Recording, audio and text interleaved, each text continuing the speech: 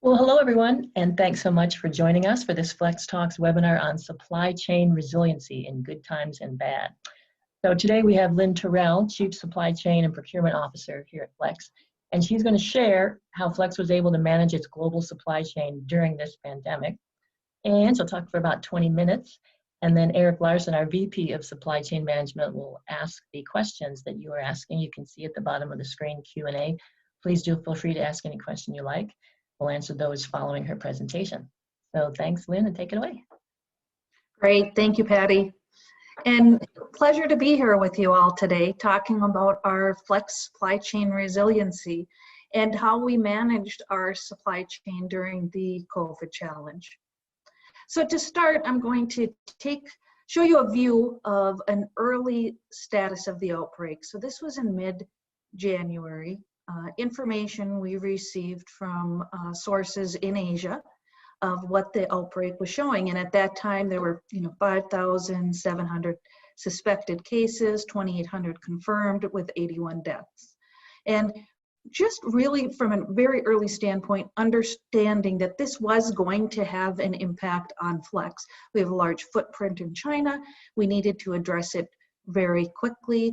And so as an organization, we really early on said we need to understand the impact and the challenges that we are going to be facing. And certainly, the first priority was our employees, the health and safety of the Flex employees, and how specifically in China we would be able to bring them back to work safely. We also wanted to work very closely with our customers and our suppliers, with our direct spend, our freight and logistics spend. We knew we needed a very comprehensive response to this. And when I mentioned the priority on the safety of our employees, one of the things we did in late January was we ordered masks for all of our employees, and it was really done very quickly. The leader of our Asian business had said he wanted to source masks for our 60,000 employees. And in a very short time, we went from 0 masks being used to having 60 days of supply. And both with the masks and with other personal protection equipment, we were able to bring our employees back and open up those facilities. And really, when you were looking at how to manage a global supply chain, just to give you a perspective of the Flex supply chain, which I think is one of the most fascinating and complex supply chains in the world, we have over 1,000 valued customers that we service. And at the bottom of the screen, you can see we operate across many industries: automotive, healthcare, cloud, communications, energy, industrial, lifestyle, and consumer devices. So a broad perspective across those different industries. We have 16,000 suppliers that we work with, and we manage 1 million stock keeping units, so 1 million devices that we're sourcing. And that actually translates to 25,000 POs are executed daily. We have about a $20 billion direct material spend and $500 million of freight, and 10,000 supply chain professionals working across the Flex organization. So we knew we had a very complex organization to manage, and we also knew we had an advantage because of the capabilities within our organization to manage this challenge. So one of the first things we did, we formed a cross-functional team, and we list on the left side, all of the members who were part of this cross-functional supply chain team. I was the leader of the team. We had my direct staff on. We had calls every morning for months as we worked through this. And we also had cross-functional representation from other parts of our business, such as our legal team, our resiliency team. But really what we did is every day we had a call first thing in the morning with the global team. We talked about what we were hearing from the media, what we were hearing from our government contacts, what we were hearing from customers and suppliers with regards to the pandemic. And we made decisions and took actions according to the information that we were receiving. And it was obviously a very dynamic situation, especially as the pandemic started spreading across the world. and we, were facing one country after another country being impacted, and then we needed to understand both the impact of Flex in shutting down, reopening our facilities safely, as well as the reaction from our suppliers and what the customers were telling us. We had one of the things we were able to do with our global structure is we created tiger teams as we were going through this pandemic. So we have our GBS team, our Global Business Support Team, Services team, that have located around the world, colleagues, and we would very much be focused on how we were going to deploy those resources.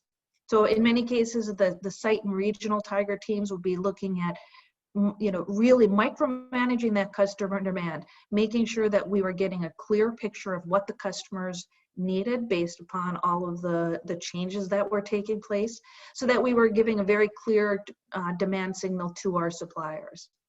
And one of the things we did early on in the pandemic in early February, we actually identified every part that was country of origin China to start with. We put a flag in our system, and that flag stopped our system from pushing out or canceling any orders. We then said, okay, we're going to reach back to all of these suppliers and ask them to reconfirm our open purchase orders so that we can look at our clear to build and understand where we might have any supply chain gaps. And that initial touch point to the suppliers, it was about 10,000 suppliers that we worked with. So we formed a tiger team to manage that communication so we could get the information to and from our suppliers and help with that planning. We also put teams on our transportation and freight and logistics group, as well as the indirect material, both in sourcing immediately the personal protection equipment I mentioned, as well as then we moved into manufacturing masks for our internal use, and so then sourcing that raw material. And these were the metrics that we managed. And actually, this is an exact slide that I would show. The next two slides are what I would show to our executive team in our meetings that we had twice a week, because we really needed to understand the impact and how we were addressing it. So if you look on the top left of the slide, we were looking at every supplier that was impacted, and we were tracking them until such time as they had no impact. And that was defined as a potential revenue impact of Flex within the next 4 weeks. So moving, if you look February 14th, we had 4,300 impacted suppliers to, significant decrease to where we're at today, which is pretty much kind of standard business operations for our company. We also looked at the PO reconfirmation status, and those numbers, we were tracking them regularly. And at the beginning, they were very low numbers. And the reality was our suppliers were having difficulty understanding from their perspective what their output would be. Their factories were shut down. They in many cases, they were not able to get to the offices immediately. So we worked very collaboratively, and I would say compassionately, understanding that we were all in this challenge together, and we were doing the best we could to support each other. So, really ongoing dialogue with the suppliers for them to be able to confirm. And then we have our shortage escalation on a line item level that we managed 600 shortages that we were managing. Typically, our business has about, at any given time, 1,600 shortages approximately that we're working with. So certainly a significant increase there. That was driven by a lot of issues, which some, orders coming in, short lead time orders from business that was growing, such as our medical business, as we were driving and developing and trying to meet the surge of demand that we had. And then there were capacity constraints with some suppliers that even as they did come back, they didn't come back and open up their facilities and immediately go to 100% capacity. So really worked very closely on these metrics, as well as on the logistics and personal protection equipment. From a logistics standpoint, a lot of products actually move in the belly of aircraft, passenger aircraft. So when when passenger flights decreased so significantly, it was making it very tight allocation issue for our freight and logistics providers. So we worked very closely with our sites and with our partners so that we were able to secure the appropriate capacity and work very collaboratively with them to ensure they were able to meet our needs. And at the same time, from a crisis response time, we were looking at every potential alternative route that we would potentially need to do to move our product as needed throughout the world.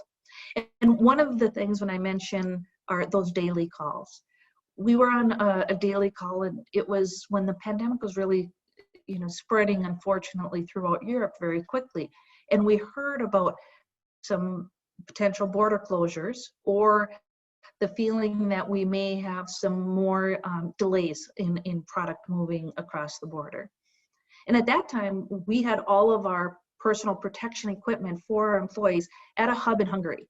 So during the call, we said, okay, we need to change that. We need to get all of that equipment out of the hub in Hungary to our sites so we can protect our employees and keep production moving.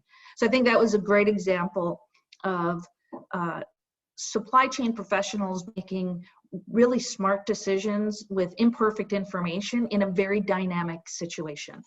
And this was something we did, as I said, the calls were daily. We had a number of issues we were facing each day, but we really kind of put together a playbook of both how as Flex we would close and reopen our factories, but also how we would manage our supply chain.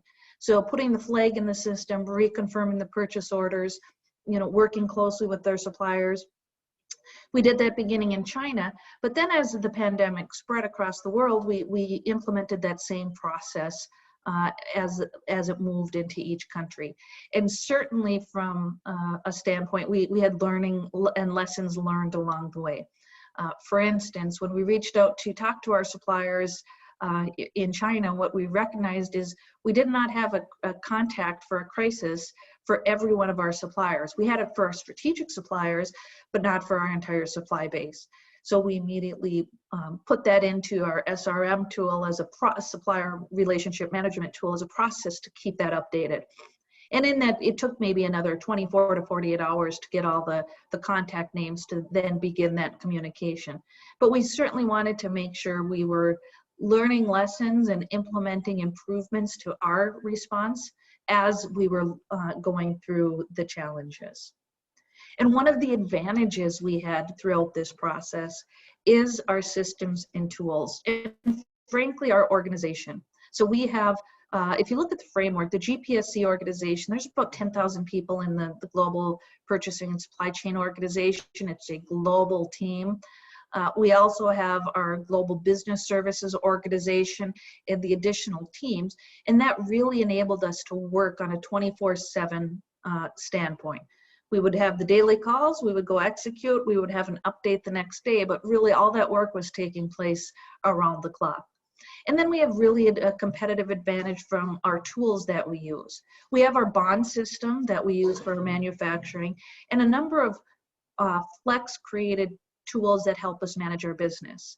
I'll talk a bit more about Pulse on the next page, but we have our Flex escalation to our allocation, our inventory redistribution program, our approved vendor list, all of which work collectively together to give us a strategic advantage when we're looking at our supply chain and how we can best manage all of the challenges. And certainly one of my favorite tools at Flex is our Pulse dashboard. So this is a real-time global supply chain visibility tool that links all of the systems around the world at Flex, and we use it to manage our business, not just our supply chain, but our financial reporting, all aspects of our business.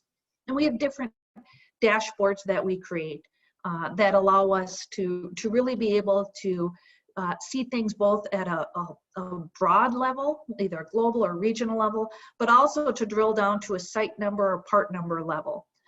So whether we're looking at excess and obsolescence or finished goods or PO execution, lead time trends, all those aspects, but also like I said, that ability to say at this site, at this customer, we have a part number where we have a shortage. And you can click on that and be able to see all of the actions that are taking place to address that shortage.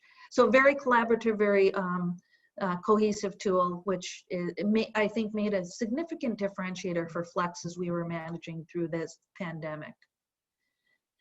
And finally, a look at this was as of last Friday. We started off with an early view of the COVID-19 issue. Now this is the global view, and and I don't think anybody really expected at the beginning of this how significant it would be or how widespread it would be. But as an organization, I think we had, as I mentioned, lessons learned along the way. I actually participated in a number of chief supply chain officer forums, so I could talk to peers at other industries within my industry to see how they were managing the pandemic and their global supply chains. And what's really interesting about this situation is any historical supply chain disruptions in the past were localized. If you think about the floods in Thailand or the tsunami in Japan, it had an impact, but it was more isolated, and you could address it and you could move on. The COVID-19 impacted the world. Every industry, every company had to deal with this. And so it's been a very unique challenge as you've gone through that. So I think just as and as an organization, we want to make sure we're continuing to look at how we can learn and grow from this. And then finally, one of the other benefits I think we had from an organization is very focused execution. We had to move with speed. It was complex, changing every day. I came up with the phrase with my team that we need to discuss, debate, and decide, because there were great changes, massive changes taking place in a short amount of time. I wanted to hear everybody's voice. I wanted to hear everybody's opinion.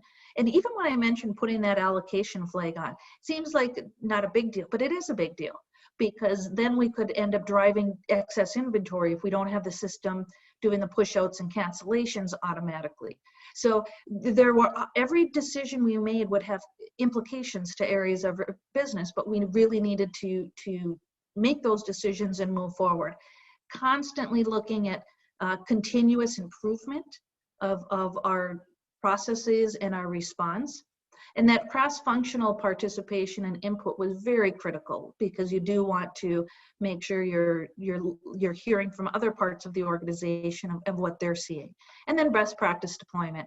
And I think that was really important and critical to driving a consistent and disciplined approach throughout the COVID pandemic, which is not over, obviously, and will continue to move forward.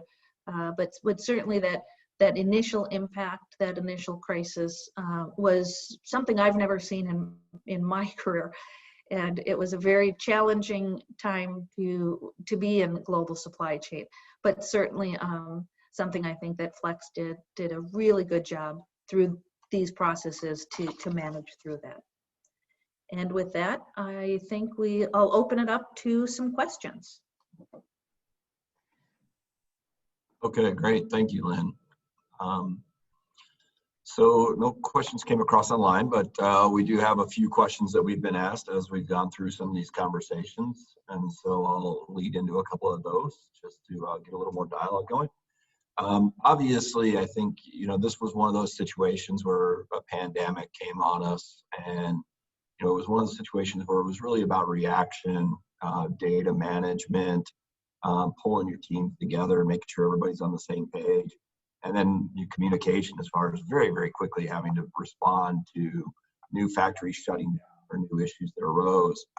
And obviously in the market, you see a lot of talk and conversations about resiliency and planning for resiliency.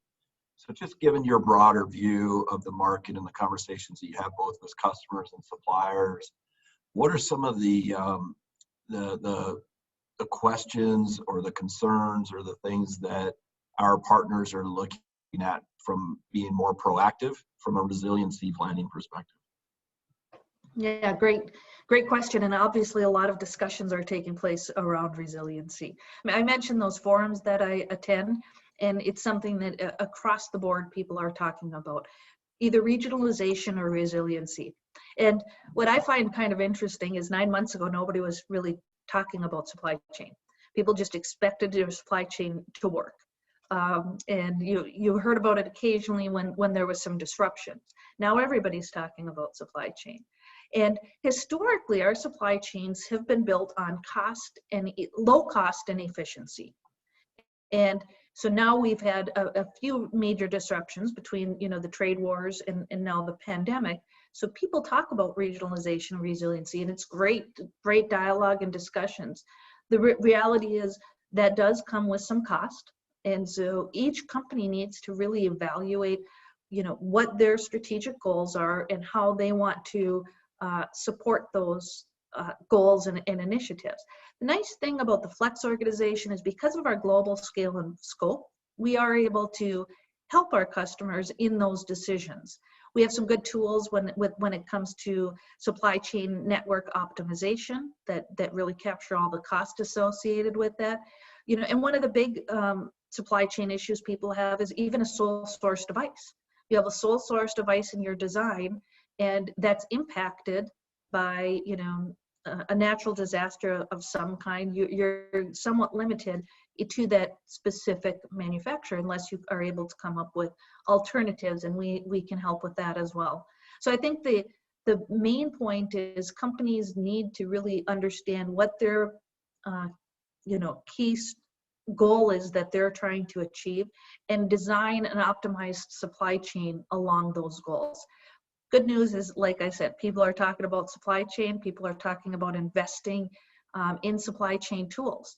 And I know I talked about the Flex tools, but that really made a difference. And those are investments we've been making over many years, constantly upgrading that system. And it does, it made a huge difference in responding to this pandemic.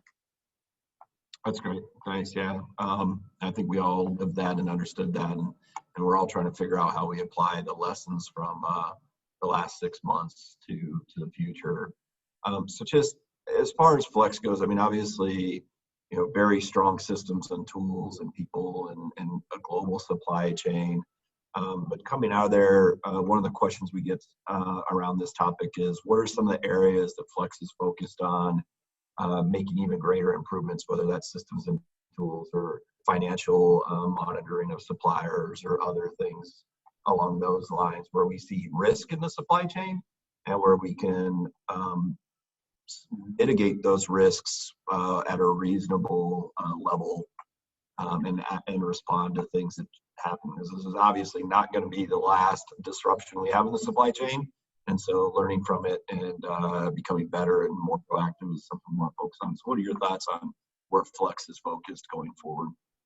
Well, I think, certainly if I look at the global supply chain, I'm always looking at ways to improve our visibility, improve our ability to react.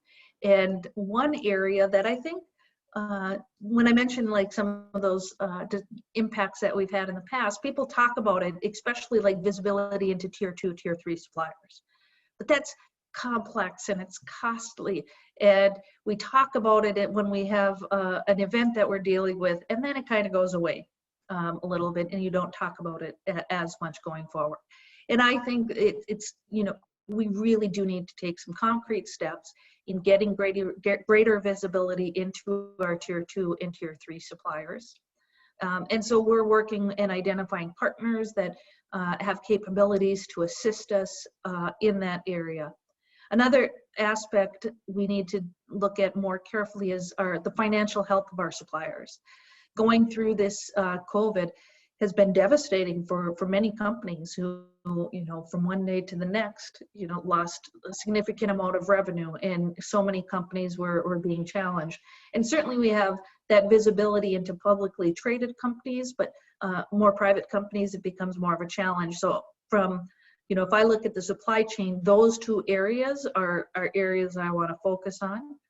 And then because I do think that, if you look at the resiliency discussions and the regionalization discussions that are taking place. Again, we do have capabilities to support whatever those requirements are. So I really want to make sure, working with my strategic supply chain management team, we're really getting robust information, continuing to invest in our supply chain optimization tools to provide that service to our customers as they're looking at designing their global supply chain. Yeah, and I think one of the things that we're looking at, and a little bit of a prelude into next week, right? Whenever you go through this, I think everybody on here as supply chain professionals has lived this, has felt the pain, responded to the market needs, and tried to do what was best for, I would say, ultimately people in the world. And one of the things we as Flex want to do is we want to look back at what we just went through over the last 6 months. So what we've done is we've actually gone through the shortages that we saw in the pandemic, and we went through and we did a root cause analysis to take a look to see where were the issues. Was it a single source part? Was it a spot buy? Was it a tooling capacity issue? Was it a factory capacity issue? And then what kind of pain can we put to that? So how long did it take us to respond to it? How much did it cost for us to respond to it? And then what can we do in the future to mitigate that proactively? And so next week, we're actually going to dive into that a little bit more. We'll share across about 20 customers where we saw major increases in demand in response to the COVID.